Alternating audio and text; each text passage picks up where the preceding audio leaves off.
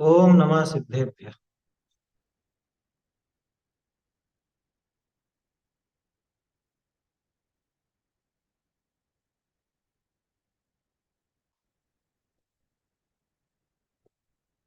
मंगलमय मंगल करण बीतराय विज्ञान नमो ताहि जाते भय नरहंतादि महा करि मंगल करि हो महाग्रंथ करण को काज जाते मिले समाज सब पावे निज पद राज। मोक्ष मार्ग प्रकाशक ग्रंथ पर अपनी चर्चा चल रही है। सिद्धों का स्वरूप कल अपन समझ रहे थे कि कैसा सिद्धों का स्वरूप है। इसमें विशेष बात ये भी आई कि जैसे अरहंतों के स्वरूप का तो विचार चला करता है, सिद्धों के स्वरूप का यहाँ पे लिखा कि सिद्धों का स्वरूप ध्याते हैं, ऐसा स्पष्ट लिखा। और जो अपन ने सिद्धों का स्वरूप देखा तो स्पष्ट पता चलता है कि सिद्धों का स्वरूप वास्तव में ध्यान लायक ही, क्योंकि उनके ध्यान से अपने आत्म स्वरूप का ध्यान संभव होता है। इसी बात आई थी ना, अपने आत्म स्वरूप का ध्यान बनता है उससे। तो सिद्ध दशा जो प्रगटाने लायक है, सिद्ध दशा जो हमें अपने क्या कहें अपने जीवन में अपने पर्याय में वो प्रकट करने लायक है, उस सिद्ध दशा का ध्यान किया जाता है। वास्तव में वो साध्य है और उसके माध्यम से अपने आत्म स्वरूप को साधा जाता है, जो कि ध्येय है। अपना आत्म स्वरूप वो ध्येय है, उसका ध्यान किया जाएगा। सिद्धि उसकी करनी नहीं है, उसकी वो तो बना बनाया है। पर्याय में उसे प्रकट करना माने पर्याय में उसे साधना है। इस तरह से अपन वो सिद्ध दशा को साध्य के, सिद्ध भगवान साध्य नहीं, ध्यान रखना। सिद्ध दशा साध्य है माने पर्याय में वो चीज प्रकट करनी है जो हमारे स्वरूप में पड़ी। और स्वरूप में क्या है कि जो सिद्धों का स्वरूप है वही हमारा स्वरूप। जो सिद्धों के नहीं रहा वो हमारा स्वरूप नहीं, भले अभी वर्तमान में वो हमारे पास हो, है ना। और बात इसमें करनी थी, कल जो उपाधिक भाव के संबंध में चर्चा चली, है ना। आगे क्या कल प्रश्न हुआ था ना, बहुत बढ़िया प्रकरण है, वो समझने लायक है। अच्छा रहा कल प्रश्न भी उठाया।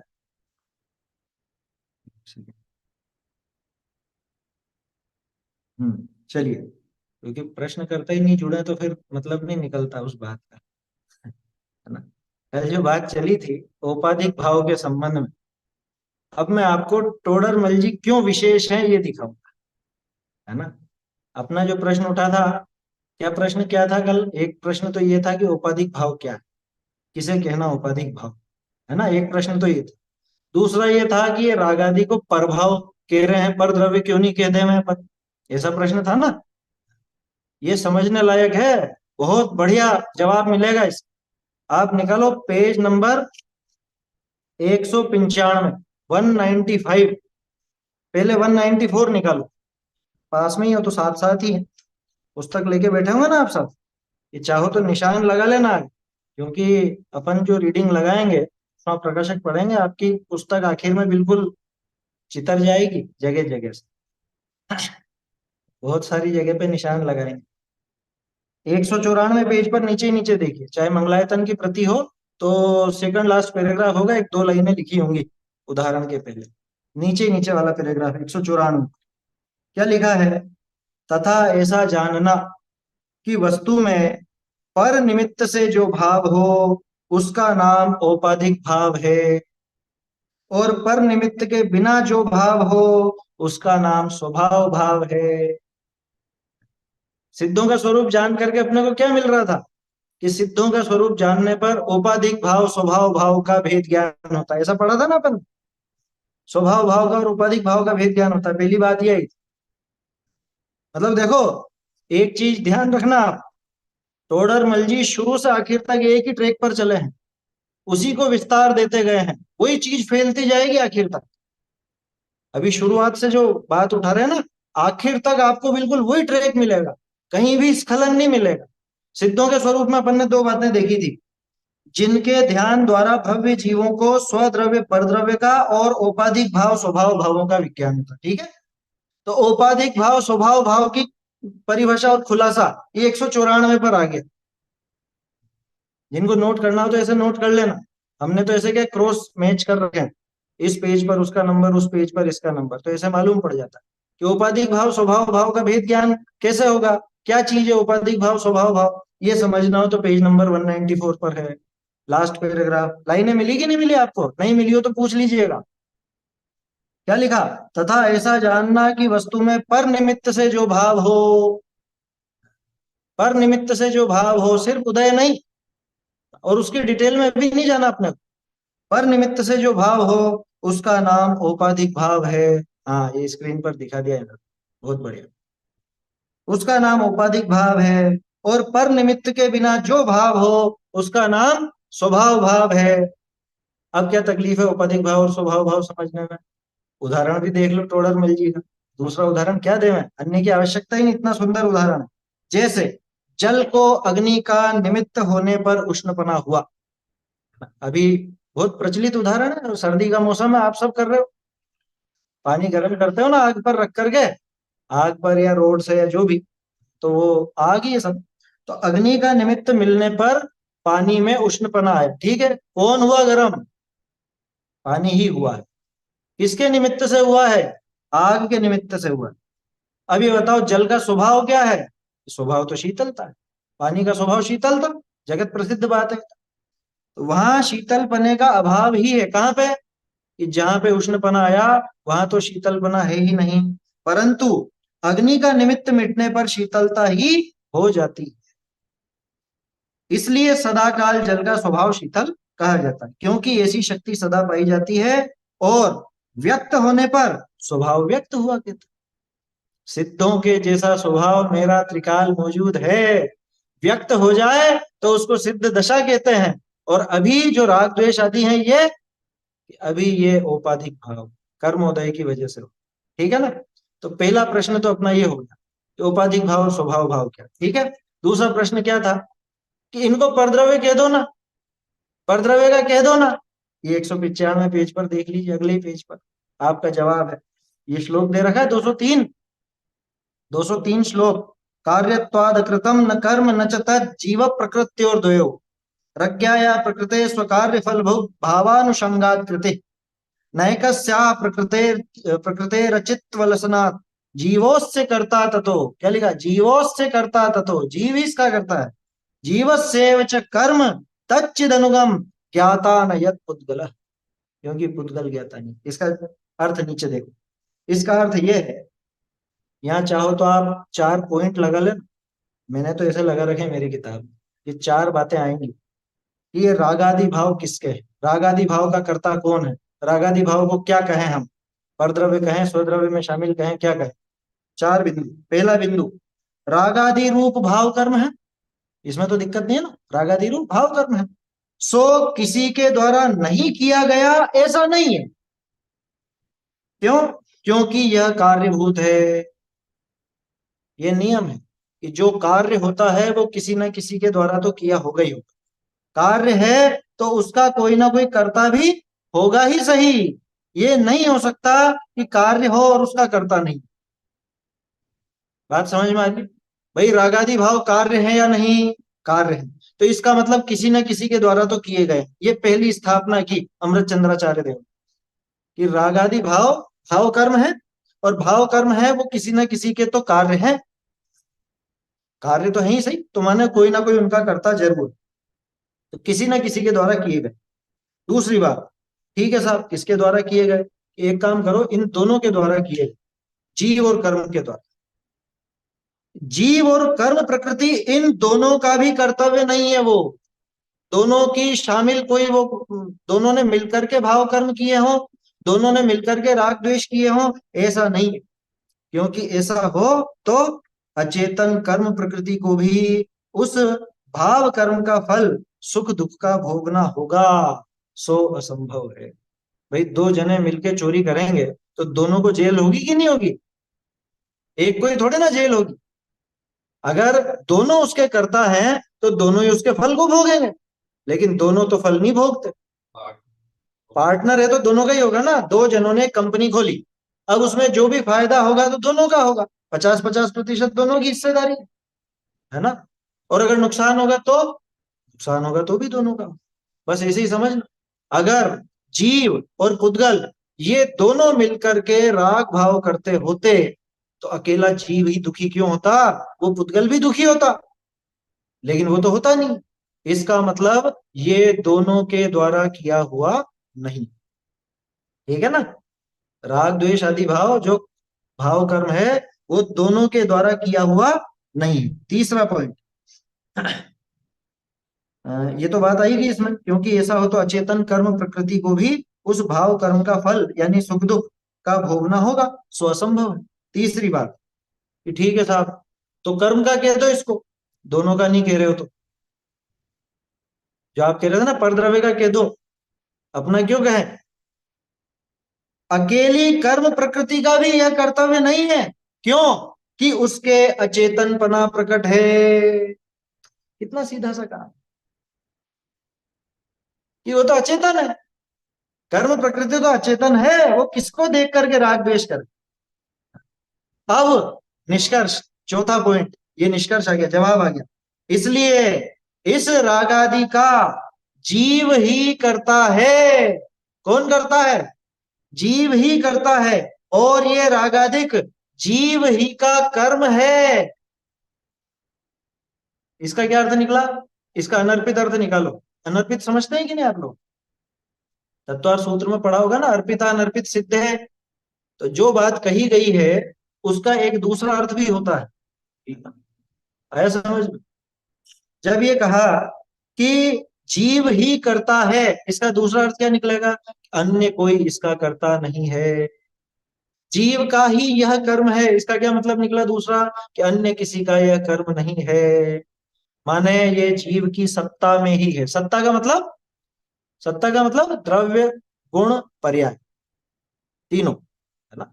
तीनों के तीनों मिलकर के सत्ता की।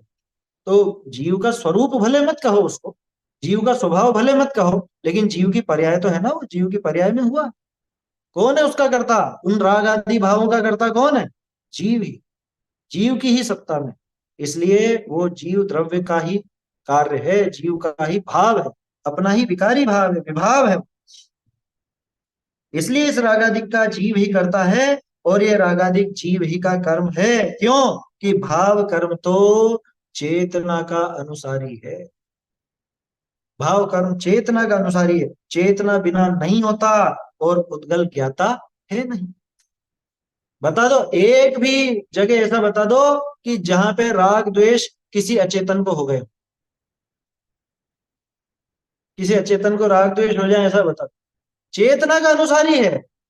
लिखते हैं ना टोडरमल जी कि ये जहां जानने जाता है वहां रागादि किए बिना मानता नहीं। तो इसका अर्थ क्या निकला?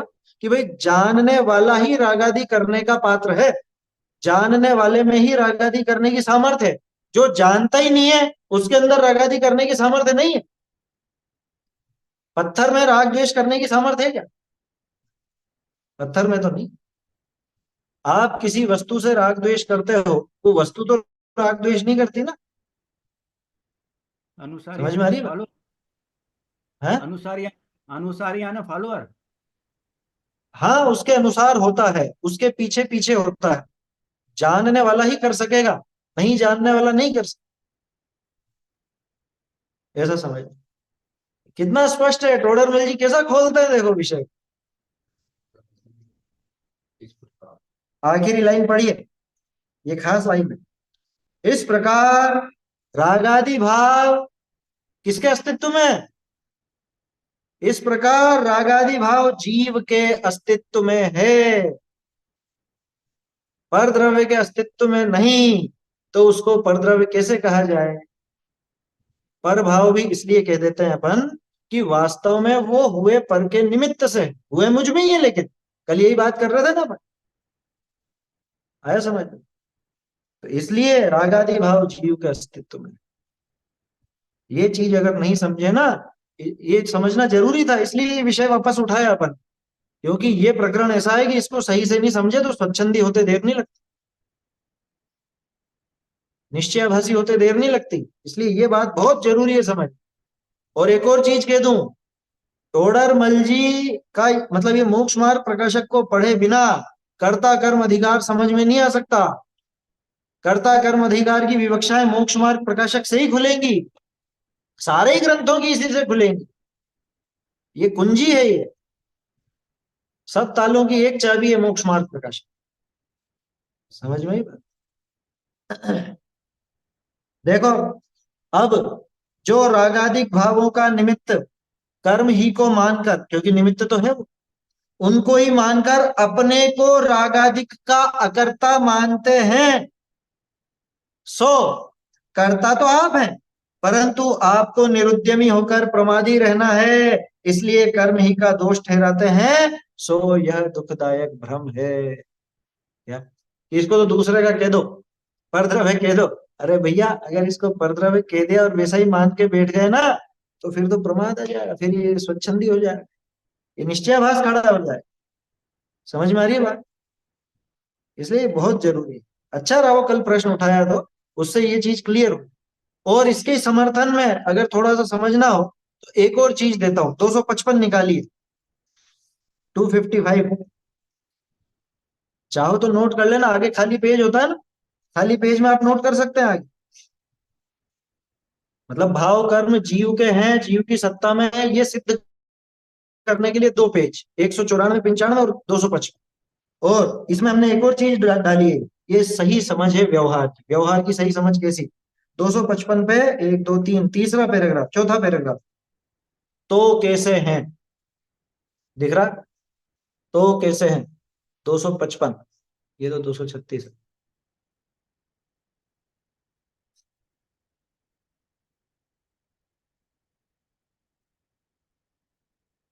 देखिए अभी स्क्रीन पे भी दिख जाएगा आपको, जिनके पास पुस्तक नहीं है वो इसमें देख लो, बाकी पुस्तक तो लेके बैठो भाई सब, है ना, उसके बिना मजा नहीं आएगा मोक्ष मार्ग प्रकाशक का। हम्म, वो निकल गया, निकल गया ऊपर।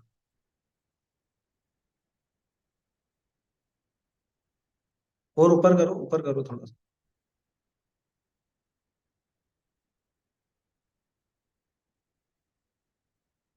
कौन सा पेज निकल गया ये? 255 है, 255।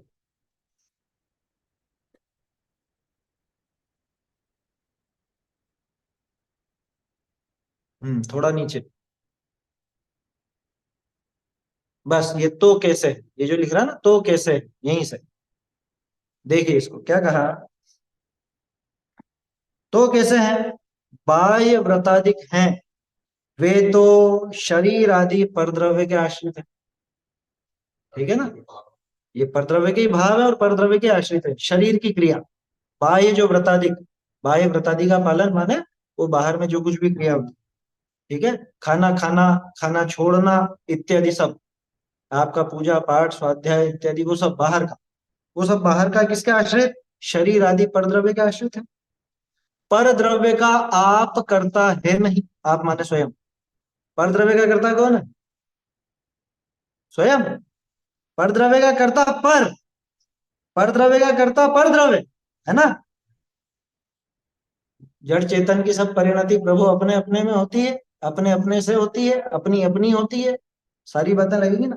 इसलिए अब देखना क्या संतुलन बिठाया टोडरमल जी ने। ये पैराग्राफ पढ़ के तो एकदम मन खिल जाना चाहिए, ऐसी लाइनें हैं। बाह्य व्रताधिक हैं, वे तो शरीर आदि पर द्रव्य के आश्रित हैं, पर द्रव्य का आप करता है नहीं, इसलिए उसमें कर्तृत्व बुद्धि भी नहीं करना और वहां ममत्व भी नहीं करना। किसमें?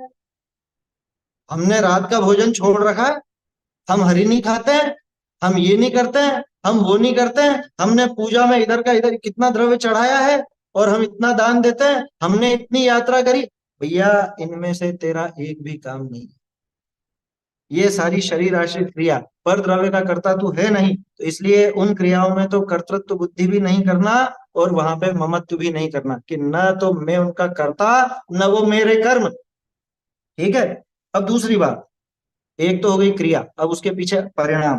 तथा व्रताधिक में ग्रहण त्याग रूप अपना शुभोपयोग हो।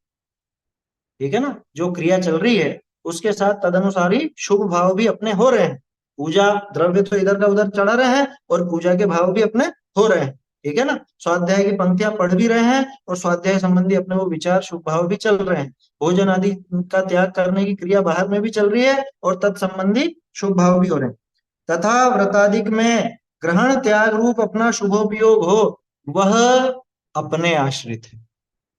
शरीर की क्रिया तो शरीर के आश्रित थी, उद्गल के आश्रित, और ये जो शुभ भाव है ये अपने आश्रित है। उसका आप करता है। जो अभी पीछे पढ़ के आए अपन 195 पर, किसकी सत्ता में है, कौन है उसका कर्ता? उन शुभ भावों का कर्ता कौन? शुभ भावों का कर्ता मैं स्वयं, है ना? भाई उसका कर्ता है माने वो उसकी पर्याय है। इसलिए उसमें, अब ये है लाइन खास, इसलिए उसमें कर्तृत्व बुद्धि भी मानना और वहां ममत्व भी करना। ममत्व करना माने घमंड करना नहीं, ममत्व भी करना माने ये मेरे द्रव्य गुण पर्याय की चीज मेरी पर्याय में हुई, है ना, मेरी पर्याय में हुई है ऐसा स्वीकार करना, वो ममत्व। और इनका कर्ता मैं ही हूं। हाँ, ये कर्ता कर्म अधिकार में आता है ना, यह परिणमति से कर्ता। तो जो परिणमन करता है वही कर्ता हो। ये ये कर्ता कर्म अधिकार की एक अपेक्षा है जोरदार। इसलिए उसमें कर्तृत्व बुद्धि भी मानना और वहां ममत्व भी करना। परंतु अब खास चीज, दोनों बातें हो गई, क्रिया की बात भी हो गई और तत्संबंधी शुभ भाव की बात भी हो गई। तो क्रिया तो शरीर की थी, शरीर ही उसका करता था, वो मेरा कार्य नहीं था, मेरा उससे लेना देना नहीं। ये जो शुभ भाव हो रहे हैं ये मुझ में हुए हैं, मेरे ही है, मैं इनका करता हूं, मेरी पर्याय में है। ये परद्रव्य का नहीं है, ये परद्रव्य का कार्य नहीं है। कौन कौन नहीं है? शुभ भाव, है ना। शुभ भाव वो रागादि भाव जिसको अपन कहते हैं, वो रागादि भाव परद्रव्य के नहीं, वो मेरे ही कार्य। लेकिन अब खास चीज, परंतु इस शुभोपयोग को बंध का ही कारण जानना। मतलब टोडरमल जी कैसा कसता है, एक एक जगह से कस दिया कि उस क्रिया में क्या दृष्टि होनी चाहिए, उस भाव में क्या दृष्टि होनी चाहिए। और वो भाव होंगे, लेकिन उन भावों को होते हुए भी उसको बड़ा मत समझ लेना, उससे अपने आप को धर्म मत समझ लेना। उसको भी बंध का ही कारण जानना, मोक्ष का कारण नहीं जानना।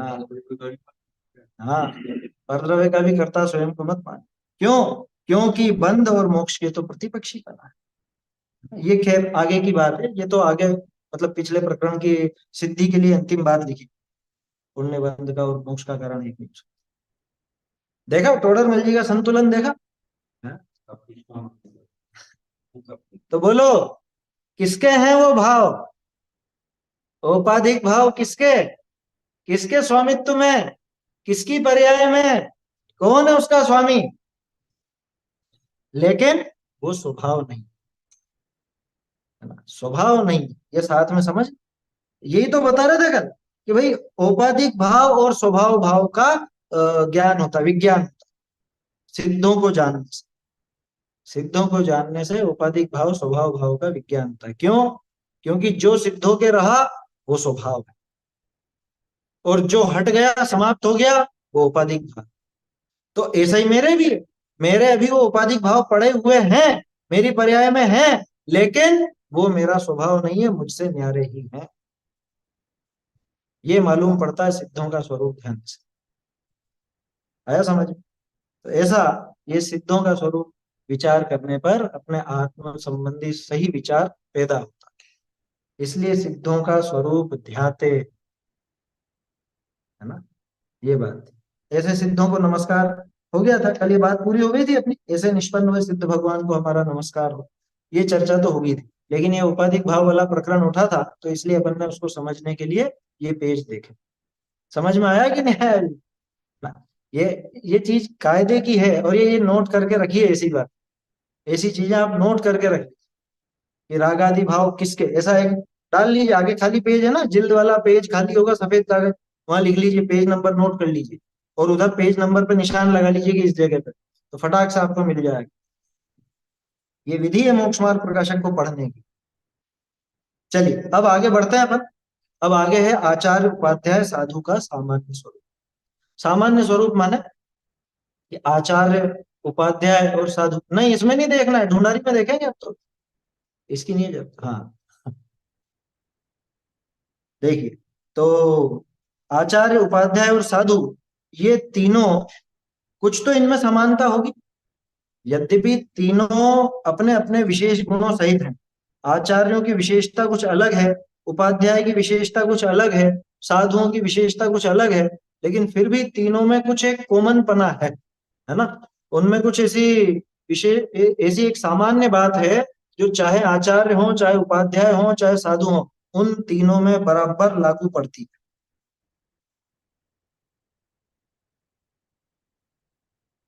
एक सेकंड, ये इसमें आप देखेंगे।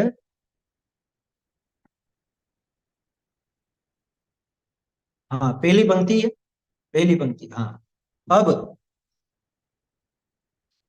अब आचार्य, उपाध्याय, साधुनी का स्वरूप अवलोकिए, ये तीसरा शब्द आ गया। करेंगे इस पर चर्चा। जे विरागी होई, समस्त परिग्रह को त्यागी, शुद्धोपयोग रूप मुनि धर्म अंगीकार करी, अंतरंग विषय तो तिस शुद्धोपयोग करी आपको आप अनुभवे, पर द्रव्य विषय अहम बुद्धि नाही धारे है, बहुरी अपने ज्ञानाधिक स्वभावनी ही को अपने माने है, पर भावनी विषय ममत्व न करे है, बहुरी जे परद्रव्य परद्रव्य व तिनके स्वभाव ज्ञान विषय प्रतिभा से है, तिनको जाने तो है, परंतु इष्ट अनिष्ट माने तिनि विषय राग द्वेष नाही करे है। शरीर की अनेक अवस्था हो है, बाह्य नाना निमित्त बने हैं, परंतु तहाँ किछु भी सुख दुख मानते नहीं, बहुरी अपने योग्य बाह्य क्रिया जैसे बन है तैसे बने, खेची करी तिनको करते नाही, बहुरी अपने उपयोग को बहुत नहीं भ्रमावे है, उदासीन होई निश्चल वृत्ति को धारे है, बहुरी कदाचित मंद राग के उदयते शुभोपयोग भी हो है, तिस करी जे शुद्धोपयोग के बाह्य साधन है, तिनी विषय अनुराग करे, परंतु तिस राग भाव को हे जानी दूर किया चाहे, बहुरी तीव्र कषाय के उदय का अभाव तय हिंसादि रूप जो अशुभोपयोग परिणति का तो अस्तित्व ही रहा नहीं, बहुरी ऐसी अंतरंग होते हैं, बाय दिगंबर सौम्य मुद्रा के धारी भय, शरीर का संवारना आदि विक्रिया निकरी रहित भय हैं, वन खंड आदि विषय बसे हैं, 28 मूल गुणनी को अखंडित पाले हैं, 22 परिशहनी को सहे हैं, 12 प्रकार तपनी को आदरे हैं, बहुरी कदाचित ध्यान मुद्राधारी प्रतिमावत निश्चल हो, कदाचित अध्ययन आदि बाह्य धर्म क्रियानि विषय प्रवर्ते, कदाचित मुनि धर्म का सहकारी शरीर की स्थिति के अर्थ योग्य आहार विहार आदि क्रियानि विषय सावधान हो है, ऐसे जैनी मुनि है, तिनी सबनी की ऐसी ही अवस्था हो है। देखिए, जैसे अपन ने देखा था कि अरहंतों के स्वरूप में अरहंतों का जो स्वरूप दिखाया टोडरमल जी ने, वो एक संपूर्ण परिभाषा बन गई थी। ऐसे ही यहाँ पे आचार्य, उपाध्याय, साधु का जो सामान्य स्वरूप दिखाया, वास्तव में हेडिंग मुझे शुरू से अटपटी लगती है। आचार्य, उपाध्याय, साधु, ये तीन पद की बात है, तीनों का अलग अलग विशेषण तो आगे देंगे इसी टोडर में। ये जो पैराग्राफ अभी अपन ने पढ़ा, ये तीनों में समान रूप से लागू होता है। तो इसको तो मुनियों का सामान्य स्वरूप ऐसा नाम दे देना चाहिए। अब वो मुनि चाहे आचार्य हो, चाहे उपाध्याय हो, चाहे साधु, लेकिन समस्या वही है ना, मुनि कहते भी लोगों को साधु ख्याल में आते हैं, आचार्य और उपाध्याय एकदम से ख्याल में नहीं आते, इसलिए ऐसी हेडिंग बनानी पड़ी। आया समझ में? मोक्ष मार्गी जो नग्न दिगंबर है, अपने आत्म साधना के साधक, जिनका अगला ही कदम सिद्धत्व की ओर है, ऐसे उन सब मुनियों की ये सामान्य प्रवृत्ति है, प्रत्येक में ये विशेषताएं पाई जाती।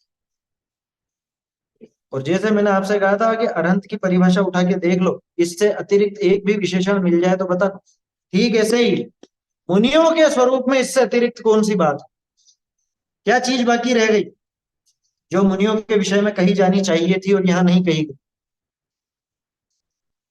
सारी बात आ गई, सारी, एक एक बात आ गई। देखते हैं, एक एक लाइन देखते हैं अपन। सबसे पहले तो क्या कहा, अब आचार्य उपाध्याय साधु के स्वरूप का अवलोकन करते हैं। अवलोकन करते हैं माने देखते हैं, सामान्य अर्थ की। देखो, अवलोकन शब्द जो बना है ना, ये जैसे देखने के अर्थ में तो आता ही है, लेकिन अवलोकन सामान्य देखना नहीं होता। अवलोकन में एक श्रद्धा सहित, और यूं समझ लो कि उसका अनुकरण करना है, इस दृष्टि से देखा जाए, उसको अवलोकन कहा जाता है। अरहंतों के स्वरूप का तो गहन विचार हुआ, सिद्धों के स्वरूप को ध्याया गया, और आचार्य उपाध्याय साधु का सामान्य स्वरूप कैसा दिखा रहे हैं?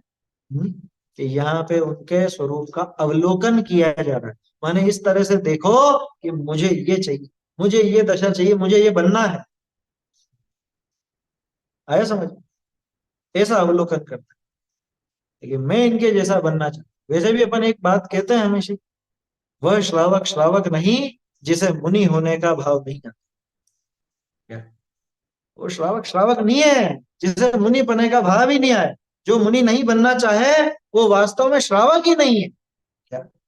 आया समझ में? अतिशयोक्ति तो नहीं है ना इस बात में, ये हकीकत है। श्रावक वास्तव में वही है कि जिसे मुनि बनने का भाव, इसलिए वो अवलोकन करता है। क्या अवलोकन करता है? देखो, सबसे पहली बात, जो विरागी होकर, पहली शर्त ये, जो विरागी होकर,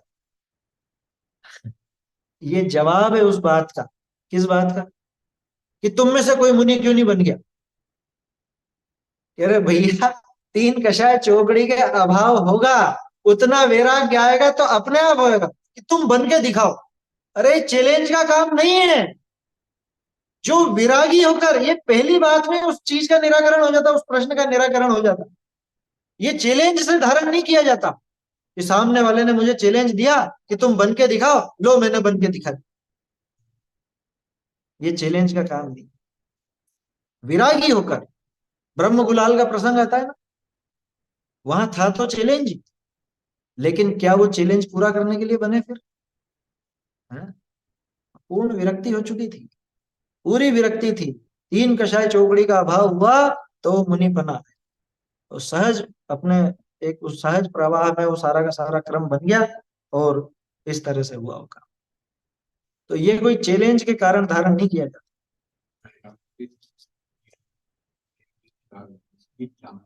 हाँ। अच्छा, वैराग्य में एक चीज और शामिल है। विरागी का अर्थ क्या समझते हैं? शमशानी वैराग्य भी तो वैराग्य है कि नहीं है? देखो, विरागी होकर यानी राग आदि से रहित होकर, राग आदि का जहां पर अभाव हो, कितना अभाव हो, कितना अभाव होना चाहिए? कि तीन कषाय चौकड़ी का हो। तीन कषाय चौकड़ी का अभाव होगा उतना वैराग्य चाहिए। अब ये वैराग्य जहां आएगा, यानी जहां तीन कषाय चौकड़ी का अभाव आ रहा है, तो अनंतानुबंधी सबसे पहले जाएगी। अनंतानुबंधी बिना सम्यक दर्शन के कभी जाती है? हम्म। तो वैराग्य की शुरुआत कहां से है? वैराग्य की शुरुआत तो सम्यक दर्शन से। क्यों? कि सम्यक दर्शन कहां से आ गया वैराग्य में? वैराग्य तो चारित्र का है, सम्यक दर्शन श्रद्धा का काम है, हमको पता है। वैराग्य कहां से आ गया? कि भैया, जहां सम्यक दर्शन होता है उसके साथ में अनंतानुबंधी कषाय का अभाव होता ही होता है। क्योंकि मिथ्यात्व और अनंतानुबंधी, ये दोनों तो जुड़वा भाई बहन है, ये दोनों एक साथ ही मरते हैं ये। आया समझ में? और राग द्वेष मेरी पर्याय में होने पर भी ये मेरे नहीं है, ये मेरा स्वभाव नहीं है, ये विकार है। उस राग द्वेष से अपने स्वरूप की भिन्नता जानी, यही तो वैराग्य है। वैराग्य माने क्या? राग का राग टूटना, माने उस राग से अपने स्वभाव का भेद ज्ञान होना, यही तो वैराग्य है।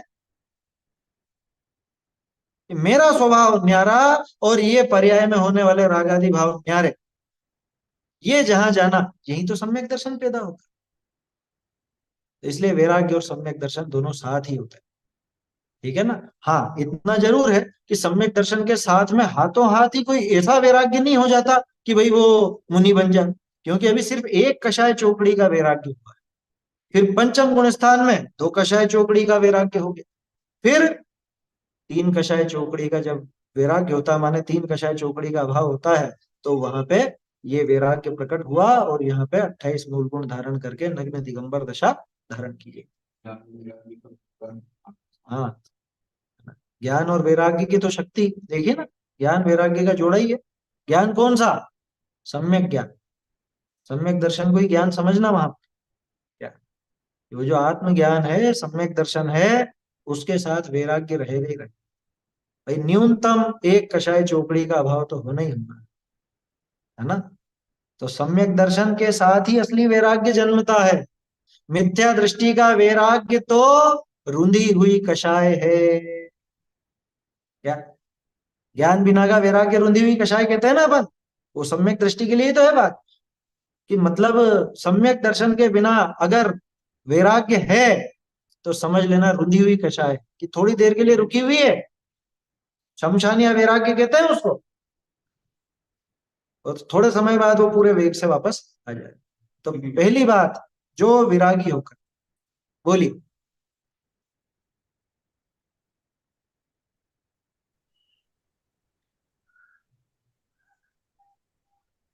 सर टोडरमल जी साहब ने वो मुनि बनने के लिए 3 शर्त भी तो बताई है पहले, कि क्या? मुनि भूमिका के योग्य ज्ञान भी होना चाहिए, उसके योग्य हम्म, उदासीन परिणाम भी होने चाहिए, और परिचय हम्म। सहन करने की शक्ति भी होनी चाहिए।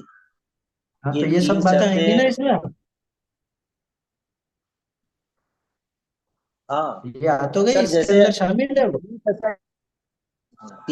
एक और प्रश्न था सर, 3 कषाय चौकड़ी का अभाव तो सर कपड़े उतरने के बाद ही हो पाएगा संभव, इससे पहले तो संभव नहीं है। हम्म। देखो इसमें ऐसा है सिद्धांत था। कि हाँ, वो आपकी बात ठीक है, वो बात सही है, उसमें दिक्कत नहीं है। बहुत से लोग इसमें ऐसे कंफ्यूज हो जाते हैं। आपका जो प्रश्न है ना, असल में ऐसा है कि पहले द्रव्यलिंग होगा या पहले भावलिंग। आपका प्रश्न ये है ना, क्योंकि नग्नता तो पहले आई, कपड़े पहने पहने तो तीन कषाय चौकड़ी का अभाव होगा नहीं। और फिर इसी में से ये प्रश्न पैदा होता है कौन सा, कि फिर तो छठा गुण स्थान पहले हुआ, सातवां गुण स्थान बाद में हुआ। इस संबंध में पहले हमारी एक बार अच्छी विस्तार से चर्चा हुई थी, है ना। इसको ऐसे समझना कि पहले वो विरक्ति आएगी, है ना। दो कषाय चौकड़ी का अभाव तो है ही, तीन कषाय का अभी नहीं हुआ है, तीसरी कषाय चौकड़ी का अभाव अभी नहीं हुआ, लेकिन तैयारी पूरी है। तो क्या होगा कि पहले वस्त्र उतरेंगे, तो वस्त्र उतर गए। अब कौन सा गुण स्थान है? छठा। छठा नहीं है वो छठा नहीं है, चौथा या पांचवा जो भी है, जो भी है उसका, अगर एक कषाय चौकड़ी का अभाव है तो चौथा, और दो कषाय चौकड़ी का अभाव है तो पांचवा। ठीक है ना। छठा मत समझना उसको, वो छठा नहीं हुआ है। उसके बाद क्या होगा कि आत्मलीनता, सबसे पहला काम, वस्त्र उतरते ही, नग्न दिगंबर दशा धारण करते ही सबसे पहला काम क्या? आत्मलीनता।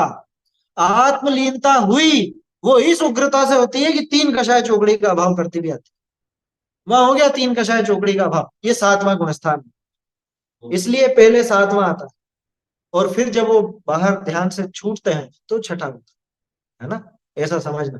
देखो, एक चीज हम हमेशा बात करते हैं, चौथा गुणस्थान, पांचवा गुणस्थान और सातवां गुणस्थान, ये तीनों गुणस्थान आत्मलीनता की दशा में ही प्रकट होते हैं। मतलब पहली दफा ये आएंगे तो आत्मलीनता सहित आएंगे। माने आत्मलीनता इस तरह की होती है कि या तो वो उसका नाश करती हुई आती है, अनंतानुबंधी का एक कषाय चौकड़ी का, अथवा वो दो कषाय चौकड़ी दूसरी वाली का भी नाश करेगी, अथवा तीन कषाय चौकड़ी का भी नाश करेगी। जहां एक कषाय चौकड़ी जितना ही नाश होता है तो वहां चौथा गुण स्थान, दो का नाश हो जाए तो पांचवा है, और तीन का नाश हो जाए तो वो सातवां है। और तीन का नाश करने के लिए पहले बाहर में वैसी भूमिका भी होती है, वो नग्नता भी होती है। लेकिन वो नग्नता हो गई तो छठा गुण स्थान मत समझ लेना पहले ही, ऐसा है। ये बहुत सुंदर क्रम है। मतलब कोई समझे ही नहीं, जैन दर्शन के अलावा कोई इस बात को समझ ही नहीं सकता, बता नहीं सकता कि भाई ये क्या पद्धति है, हाँ? ये भावों का और क्रिया का कैसा क्या सुमेल है, ये कहीं बैठेगी नहीं बात जैन दर्शन के अतिरिक्त। देखिए, तो पहला बिंदु समझ में आया, जे विरागी होई, सबसे पहले विराग, वो विरक्ति जरूरी है। बिना विरक्ति के अगर कोई वो दीक्षा धारण कर ले, करा देते हैं छोटे छोटे बच्चों को, करा देते हैं कई बार। और फिर तर्क क्या देते हैं, कुंदाचार्य भी तो हो गए थे 11 साल में, हैं, जिनसेनाचार्य भी तो 8 साल के निकले। अरे उनकी सामर्थ्य थी और वो ज्ञानी थे, है ना, समकिती थे, तो हुए थे, जबरदस्ती नहीं हुए थे कि कोई गुरु पकड़ के लेके कि चल चल मैं बनवाता हूँ। तो इनको तो अपनी संख्या बढ़ानी है शिष्यों की, तो बना दिया। ऐसा काम नहीं होता। जो विरागी होकर, पहली शर्त ये, अभी तो बड़ी विडंबना नजर आती है, थोड़े दिन पहले वो चर्चा चली थी ना, उसके पहले वो सब श्रृंगार और वो सारा, तो वैराग्य लेने के पहले वो सारे राग आदि की बात कहाँ से आई? हम्म? वो विदाई होगी, और विदाई में वो मेहंदी वेंदी लगेगी, और सब आएंगे, रिश्ते नातेदार आएंगे, और पता नहीं क्या क्या होगा, वो शादी ब्याह जैसी प्रक्रिया होगी। हाँ? ये वैराग्य में राग का नाच क्या कर रहा ऐसा है, होता नहीं है। विचार कर। जय विरागी होई, ऐसा होता नहीं है। समस्त परिग्रह को, क्या वो प्रश्न है क्या किसी का? ऐसा होता नहीं है जो अभी देखने में आ रहा है। ऐसा क्यों होगा? होता नहीं है का मतलब क्या? नियम अनुसार गलत है ना। होता तो है, जगत में दिख ही रहा है होता हुआ, लेकिन नियमानुसार गलत है। हाँ, वो सब होता है, उसकी चर्चा अपनी हो चुकी, वो अभी अपना विषय नहीं है। अपने को तो समझना भाई, कितना उसका मन, कितना चित्त उसका संसार से एकदम हटा हुआ रहता है, तो बहुत दुखी और उदास ऐसा दिखता होगा। अरे नहीं, बहुत प्रसन्न और आनंदित होते हैं। प्रसन्न और आनंदित ऐसे नहीं कि नाच गा रहे हैं, वरघोड़ा निकाल रहे हैं, वो प्रसन्नता आनंदता की नहीं, आनंद की नहीं कह रहा हूं। प्रसन्नता तो उनसे खुद से पूछो, वो आत्मिक आनंद क्या गजब का उनको मिला है, उसी में लीन है। लोगों को वो आनंद नजर नहीं आता। यहाँ पे कोई दूसरों से दुखी होकर के और द्वेष बुद्धि पूर्वक दीक्षा लेने नहीं गए, ऐसा है। जय विरागी होई, समस्त परिग्रह को त्यागी। वैराग्य हो गया तो क्या होगा, कि जिनके प्रति राग था, जब वो छूटा, तो अपने आप वो वस्तुएं भी छूटेंगी, सीधी सी बात है। तो भाई किसी से संबंध कब तक है, कि जब तक राग है तब तक है। राग के बिना काहे का संबंध? तो बाहर में वो वस्तुएं भी तभी तक नजर आती हैं कि जब तक उनका राग नजर, हाँ, आया समझ? अरे, आप अभी जिस मोबाइल में देख रहे हो, ये मोबाइल आप कब तक रखोगे? जब तक आपको इसके प्रति राग है तब तक। बाद में क्या रहे, हटाओ इसको, बेचो, दूसरा लाए। छोटा सा उदाहरण है, कोई भी और उदाहरण भी ले सकते हो। कोई भी वस्तु हमारे पास तभी तक नजर आती है जब तक हमारे पास, हमारे मन में उसके प्रति राग है। ठीक है। तो विरागी जब हो गए, तो समस्त परिग्रह का त्याग तो होना ही होना है, अपने आप ही हो। तो जो विरागी होकर, ठीक है साहब, अंदर वैराग्य हो गया, बाहर से नहीं छोड़े, तो ये बन ही नहीं सकता कि अंदर वैराग्य हो गया और बाहर में वो वस्तु नहीं छूटे। जिसके प्रति मन फट गया हो, बाहर में वो वस्तु कैसे दिखे? जो विरागी होकर समस्त परिग्रह को त्यागी, शुद्धोपयोग रूप मुनि धर्म अंगीकार करी। मुनि धर्म इज इक्वल टू शुद्धोपयोग। मुनि धर्म किसको कहते हैं? लोगों से पूछो कि हमें किसी से मतलब नहीं, हमको तो पीछी कमंडल से मतलब, बस हम तो पीछी कमंडल को नमस्कार करते हैं। अरे भैया, मुनि धर्म किसको कहते हैं ये तो समझो। मुनि धर्म शुद्धोपयोग का दूसरा नाम है। शुद्धोपयोग ही मुनि धर्म का दूसरा नाम है, क्योंकि मुनि पने की शुरुआत ही शुद्धोपयोग से होती है, और मुनि पने का समापन भी शुद्धोपयोग में ही होता है। और कोई काम ही नहीं है वहां। लोगों को लगता है कि नहीं नहीं बहुत काम है, 28 मूल गुण और ये है और वो है, तरह तरह की चीजें। कह रहे नहीं है, ये सब तो शुद्धोपयोग जब नहीं रहता तब की चीजें हैं। मूल काम तो शुद्धोपयोग। जैसे किसी से कोई मान लो अध्यापक, प्रोफेसर, ठीक है ना, अब उससे पूछा जाए कि आप क्या करते हैं, कि मैं प्रोफेसर हूँ, मैं पढ़ाता हूँ। अब कोई कहे अच्छा सोते नहीं हो घर पे, तो खाना नहीं खाते हो, घर के दूसरे काम नहीं करते हो? हैं? बाजार भी तो जाते होंगे कुछ ना कुछ लेने के लिए। ये सब काम कौन बताएगा कि ये मेरे काम नहीं है, ये अतिरिक्त है? कि जिस समय में प्रोफेसर वाला काम नहीं करता उस समय ये काम थोड़े बहुत दिख जाते हैं। ये मेरा वास्तविक परिचय नहीं। मुनिराज से पूछोगे कि आपका क्या परिचय है, तो मुनिराज का परिचय 28 मूल गुण नहीं है। मुनिराज का परिचय पीछे कमंडल नहीं है। मुनिराज का परिचय तो शुद्धोपयोग है।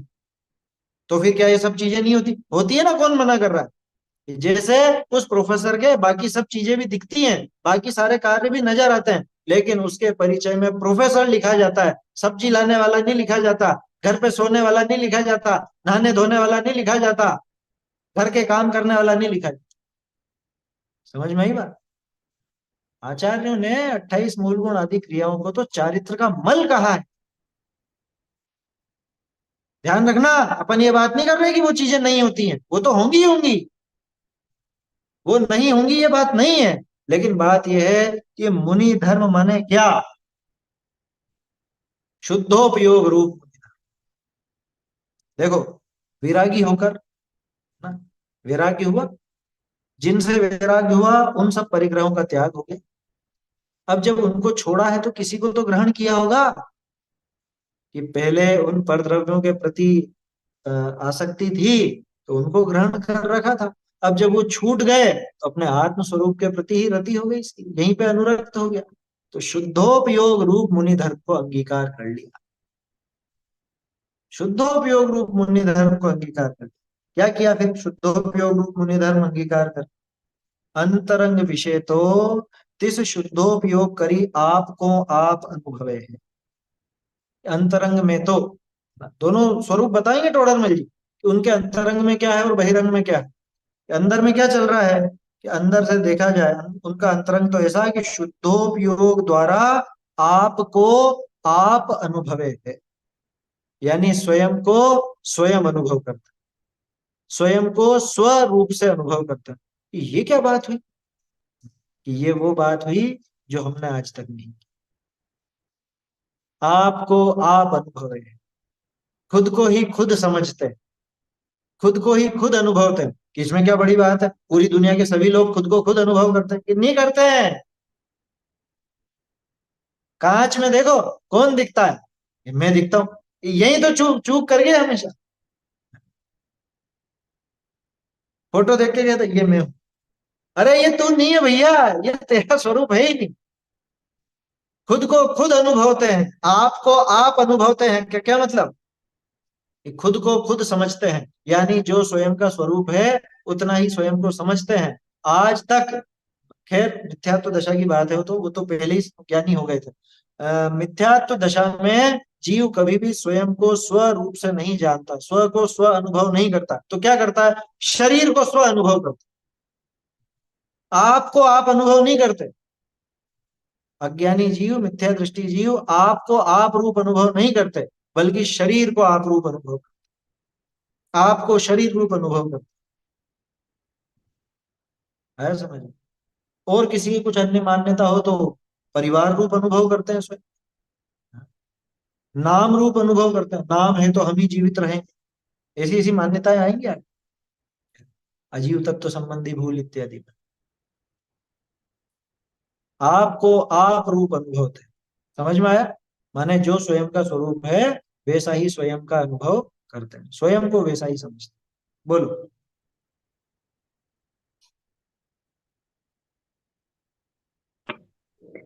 वो है ना, आपको जब तक कि कोई आप में जाता नहीं है, मोक्ष की मंजिल का तलक घर की कदम जाता नहीं है। हाँ, मोक्ष की तरफ उसका कदम नहीं बढ़ता जब तक वो स्वयं को स्वयं रूप से स्व रूप से नहीं जानता, तब तक मुक्ति तक उसका कदम नहीं बढ़ता, है ना? मुक्ति पथ में उसका कदम नहीं लग पाता। देखो, जो विरागी होई समस्त परिग्रह को त्यागी शुद्धोपयोग रूप मुनि धर्म अंगीकार करी। अंतरंग विषय तो तिस शुद्धोपयोग करी, उस शुद्धोपयोग के द्वारा। देखो, शुद्धोपयोग की परिभाषा भी आ गई इसमें। शुद्धोपयोग से क्या होता है? शुद्धोपयोग के द्वारा आपको आप अनुभवे, आपको आप रूप अनुभव करते। पर द्रव्य विषय अहम बुद्धि नाही धारे है। पर द्रव्यों में अहम बुद्धि नहीं करते, मतलब अहम बुद्धि का मतलब क्या, पहले तो ये समझ लेना। किसको कहते हैं अहम बुद्धि? अहम बुद्धि माने घमंड। अहम बुद्धि माने मैं पने की। संस्कृत में अहम शब्द होता है ना, अहम माने मैं। पढ़ा होगा ना बचपन में तो ये सब आपने। स तो ते त्वम युवाम यूयम अहम आवाम वयम। अहम माने मैं, अहम बुद्धि माने मैं पने की बुद्धि। ठीक है ना? अहम बुद्धि का अर्थ घमंड मत समझना, उसको तो बहुत अहम है, बहुत अहंकारी है, वो वाला अर्थ नहीं है। क्या? पर द्रव्य विषय अहम बुद्धि नाही धारे है, माने पर द्रव्य में मैं पने की बुद्धि की, ये मैं हूं ऐसी बुद्धि धारण नहीं करते। कौन? आचार्य, उपाध्याय या साधु? किसकी बात कर रहे हैं? तीनों की बात कर रहे हैं। इनमें से कोई भी हो, वो कभी भी पर द्रव्य में अहम बुद्धि धारण नहीं करते। किसी से पूछो तुम कौन हो, तो किसी से पूछे ना, जैसे मान लो अब कोई बुजुर्ग हैं, अब उनसे पूछा जाए कि तुम कौन हो, तो वो अपना सरनेम बताने लग जाए। जैसे मान लो मैं कहता हूँ मैं पाटनी हूँ, कोई कहता है कि मैं बड़जात्या हूँ, कोई कहता है मैं ये हूँ मैं वो हूँ। कि फिर कि नहीं नहीं, दूसरा बोलो, ऐसा नहीं, अपन ये थोड़ी ना कि नहीं हम जैन हैं। ये तो सही है कि मैं जैन हूँ। अरे ये सब तेरी तत्काल की, इस समय की पर्याय का नाम है।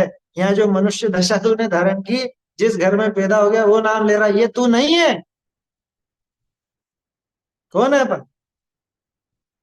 कि नहीं नहीं, मनुष्य है, मनुष्य। कह रहे इस मूर्खता में मत पड़ो। ये यहाँ पे आंख मिची और तिर्यंच रूप में पैदा हुआ तो खुद को तिर्यंच कहने लग जाओ। भूप बनता कीच का कीड़ा, बन गया ना। जो राजा था वो राजा कैसा हो गया? वो कीड़ा बना मर कर। और जब क्या कह रहा था, उस टाइम पर राजा था, तब क्या कहता था कि मुझको कीड़ा नहीं बनना है, मुझको हाथों हाथ मार देना, मैं कीड़े के रूप में नहीं रहना चाहता, मैं खुद को कीड़े के रूप में नहीं देख सकता। अरे देख क्या नहीं सकता, वहां पैदा हुआ और मारने गए तो इधर भागे उधर भागे। अब सोचो उस कीड़े का मनोविज्ञान समझो थोड़ा सा, क्या सोच रहा होगा वो। अरे इन दुष्टों का मैंने क्या बिगाड़ा है, अभी अभी तो पैदा हुआ और ये तो सिर मुंडाते ही ओले पड़े वाली कहावत सिद्ध हो रही है? पैदा होते ही डंडे पड़ रहे हैं यहाँ तो, ये मारना चाह रहे हैं मुझको, मैंने क्या बिगाड़ा इन दुष्टों का? मैं तो इनके घर में घुसा भी नहीं, अभी अभी तो पैदा हुआ हूं। बोलो कौन मैं? कौन मैं जो थोड़ी देर पहले खुद को राजा कहता था और कीड़े के रूप में खुद को देख नहीं सकता था, कीड़ा बनते ही वो मैं वहां पर मैं करने लगी। क्या कहा? पर द्रव्य विषय अहम बुद्धि नाही धारे है। पर द्रव्य में अहम बुद्धि माने पर द्रव्य में मैं पने की बुद्धि, कि ये मैं हूं ऐसी बुद्धि धारण नहीं करते। कौन? अरे कोई भी ज्ञानी नहीं करता, कोई भी ज्ञानी नहीं करता। और फिर ये तो मुनिराज की बात चल रही, तो मुनिराज भी नहीं करेंगे, ये ज्ञानी होते हैं। मैं आचार्य हूँ, मैं उपाध्याय हूँ, मैं मुनि हूँ, ये तो मानते होंगे खुद को। बोलो ये मानते हैं कि नहीं खुद को? आचार्य खुद को आचार्य मानते हैं या नहीं? नहीं मानते। ये कैसी बात है? आचार्य खुद को आचार्य नहीं मानेंगे कि हाँ नहीं मानेंगे? क्यों? क्योंकि आचार्य तो एक व्यवस्था वश पदवी दी गई है ना, और वो उनकी उस समय की वैसी पर्याय है। अरे वो खुद को मुनि नहीं मानते। अरहंत क्या मानते हैं खुद को? अरहंत खुद को अरहंत मानते हैं। सिद्ध खुद को सिद्ध मानते हैं, कि सिद्ध तो मानेंगे ना, सिद्ध कि नहीं मानेंगे? सोचिए, थोड़ा विचार कीजिए। अरहंत, सिद्ध, आचार्य, उपाध्याय, साधु, ये सब क्या है? ये सारी की सारी तो अवस्थाएं हैं, पर्याय हैं। मोक्ष पाहुड़ की गाथा कौन सी थी? 104। अरहंत सिद्धाचार्य पाठक साधु हैं परमेष्ठिपन, सब आत्मा की अवस्थाएं। आत्मा ही है शरण, क्या आत्मा ही शरण है? तो सिद्ध भगवान खुद को क्या मानते हैं? सिद्ध। अगर खुद को सिद्ध माने तो एक समय में नष्ट हो जाए। क्यों? क्योंकि सिद्धत्व तो एक समय की पर्याय। खुद को वो शुद्ध स्वरूप, आत्म स्वरूप जो स्वयं का है, वो स्वरूप रूप ही मानते हैं, खुद को आत्म तत्व मानते हैं, वो पर्याय रूप स्वयं को नहीं। ऐसे अरहंत भी खुद को पर अरहंत होता है। पहले क्या थे वो, कि पहले तो अरहंत थे, अथवा पहले तो मनुष्य थे, पहले पापी थे, अब सिद्ध हो गए हैं। पहले तो थे ना पापी, बोलो कि पहले भी मैं तो जीव ही था, मैं तो त्रिकाली ध्रुव तत्व ही था, और अभी भी मैं तो वैसा ही शुद्ध त्रिकाली ध्रुव तत्व ही हूँ। उस समय मान्यता भले विपरीत रही हो, अरे वो अज्ञानी, वो खुद को भले कुछ भी मानता हो, लेकिन मानने से हो थोड़ी ना जाएगा। तो मिथ्या दृष्टि का मिथ्यात्व भी जीव के शुद्ध स्वरूप को ही सिद्ध करता है। क्या क्या कहा, मिथ्यात्व भी उसके शुद्ध स्वरूप को ही सिद्ध करता है। क्यों? क्योंकि वो जैसा मानता है वैसा है नहीं। खुद को वो अशुद्ध मानता है, खुद को मनुष्य मानता है, तिर्यंच मानता है, देह देह मानता है ना, कि ये शरीर रूप में हूं, ऐसा मानता है। तो मिथ्यात्व है ना, तो इससे क्या सिद्ध हुआ कि ये स्वयं शरीर रूप नहीं है। मिथ्यात्व से क्या सिद्धि हुई, कि स्वयं शरीर रूप नहीं है, यही सिद्धि हुई ना। हाँ, 104 भी मोक्ष बाहुड़ी की सही। तो देखो ये समझने की बात है, पर द्रव्य में अहम बुद्धि नाही धारे है, उसमें है खूब। भाव पहाड़ के अंदर भी, मोक्ष पहाड़ में भी यही ना कथा है, मैं तो एक हूं, शुद्ध हूं, एगो हम, एगम हम, इस तरह के शब्द आते हैं। हम एक को, खलु शुद्धो, तो मैं एक हूं, शुद्ध हूं, ऐसा वो हमेशा मानते। बोलो।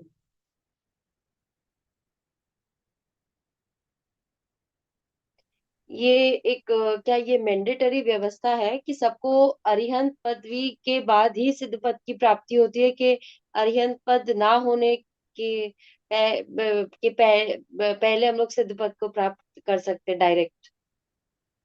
हम यही है, पहले मुनिपना होगा, है ना। आचार्य उपाध्याय मैंडेटरी नहीं है, लेकिन मुनिपना तो अनिवार्य है। और हाँ, मुनिपना मुनिपना भी। होगा, मुनिपने के बाद अरहंत दशा होगी, और अरहंत दशा के बाद सिद्ध दशा होगी, यही क्रम है। भले वो अरहंत दशा एक अंतर मुहूर्त जितने के लिए, लेकिन होगी। पहले अरहंत अवस्था ही आएगी, सीधा सा है वो तो। पहले चार घातिया कर्मों का नाश होगा, अनंत चतुष्टय प्रकट होगा। तो वो तो क्रम है, ये नियम है। तो सीधे सिद्ध क्यों बनना है, ये तो बताओ। ऐसी कोई पुराण में स्टोरी है क्या कि डायरेक्ट सिद्ध बन गए? नहीं है, कोई नहीं है, कोई नहीं, कोई स्टोरी नहीं है। कोई सुनाता हो तो झूठा है, ऐसी कोई बात नहीं है कि सीधे ही सिद्ध बन गए। सीधे कोई नहीं बनता है, समझ में। और सीधे सिद्ध नहीं बनते कोई भी, अरहंत दशा होगी। अरहंत दशा के पहले मुनि दशा होगी, ये नियम है। नग्गो ही मोक्ष मग्गो, देखी थी ना गाथा। सिर्फ पंचेंद्री नहीं, संगी पंचेंद्री मनुष्य ही, और उसमें भी पुरुष ही, ऐसी सब शर्तें हैं। शर्तें क्या है, वो तो एक क्रम है। देखो, क्रम तो क्रम ही है। रोटी बनेगी तो सीधे गेहूं की तो नहीं बनेगी ना, पहले तो आटा होगा ही सही है, कि गेहूं की बना लोगे सीधी रोटी। तो पहले तो आटा होना ही होना, आटे की रोटी बनेगी, बस वैसा हिसाब। तो जो क्रम है सो है, उसमें कोई पक्षपात वाली बात नहीं है ना। तो समझ लेना उसको। देखो समय तो हो गया अपना। ये तीन बातें अभी अपन ने खास इसमें देखी। सबसे पहली तो वैराग की जरूरत, विरागी होकर। दूसरा बिंदु समस्त परिग्रह, समस्त परिग्रह माने समस्त परिग्रह, पीछी और कमंडल के अलावा और कोई वस्तु होती ही नहीं है। कोई कंघा, कोई नेपकिन, कोई और चीज उनके नहीं होती है, समझ में। बाकी सब चीजें भी परिग्रह में आती हैं, बैठने का आसन वगैरह वो सब परिग्रह में होता है। कोई स्पेशल चौकी होगी क्या, कि हमको तो इस डिजाइन वाली चलेगी और यही सिंहासन चलेगा? क्या चश्मा वश्मा ये सब परिग्रह में शामिल, ध्यान रखना।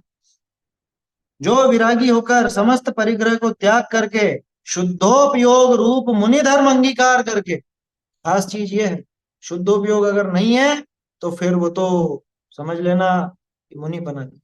शास्त्र भी परिग्रह में, देखो शास्त्र वैसे ज्ञान का साधन है, वो लेकर के इधर से उधर नहीं जाते, और जहां पढ़ते हैं पढ़ करके फिर वहीं छोड़ देते।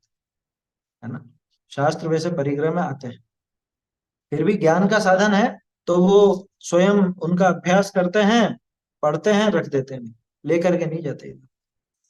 देखो, शुद्धोपयोग रूप मुनि धर्म अंगीकार करके अंतरंग में शुद्धोपयोग से अपने को आपरूप अनुभव करते हैं। इसी का दूसरा अर्थ, पर द्रव्य में अहम बुद्धि नहीं धरते। अब इसके आगे जो और विशेषण हैं उनकी चर्चा फिर अपन कल करेंगे। ये अच्छे से पढ़िएगा, बहुत बढ़िया चीज है। और मुनि दशा को विशेष समझना हो कि मुनिराज बाहर में कैसे होते हैं, उनका बाहर कैसा होता है, तो एक बार थोड़ा सा लिंग पहुड़ पर भी निगाह मार लीजिएगा, है ना। अष्ट पहुड़ में जो लिंग पहुड़ है वो आप पढ़ेंगे तो आपको बहुत सी जिज्ञासाएं या बहुत सी आपकी मान्यताएं उससे सुधर जाएंगी। वहां से देखिएगा। चलिए समाप्त करते हैं। चैतन्य का स्मरण प्रतिक्षण ही करो रे, भव के अनंत दुख को क्षण में हरो रे, अक्षय अनंत निज सौख्य निधान पाओ, गाओ वरे नित इसी के गीत गाओ, निज निधि निज में बताई यह अनंत उपकार है, इसके लिए जिन वाणी माँ को वंदना शत बार, वंदना शत बार।